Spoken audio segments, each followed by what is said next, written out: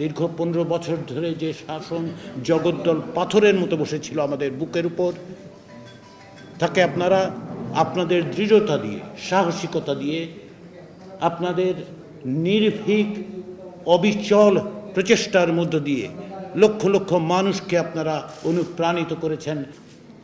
আজকে এখানে এই জাতীয় সংসদের ভবনের অংশ হিসেবে এখানে যে আজকে আমরা এসে কথা বলতে পেরেছি, কথা বলতে পারছি, একসাথে বসতে পারছি, তার সম্ভব করে তুলেছেন জাতীয় নাগরিক পার্টির আজকের যারা নেতৃবৃন্দ, তাদের আন্দোলনের কারণে।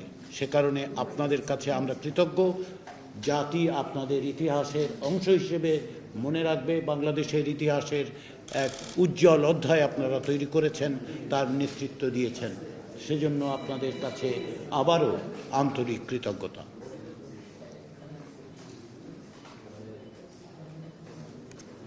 দীর্ঘদিনের ফ্যাসিবাদী শাসনের বিরুদ্ধে আপনাদের অকুতোভয় সংগ্রাম, প্রাণ বাজি রেখে লড়াই, আপনাদের সাথীদেরকে প্রাণ দিয়ে হলেও আপনারা একটি ফ্যাসিবাদী শাসককে পরাজিত করেছেন, একটি ফ্যাসিবাদী শাসককে পলায়ন করতে বাধ্য করেছেন।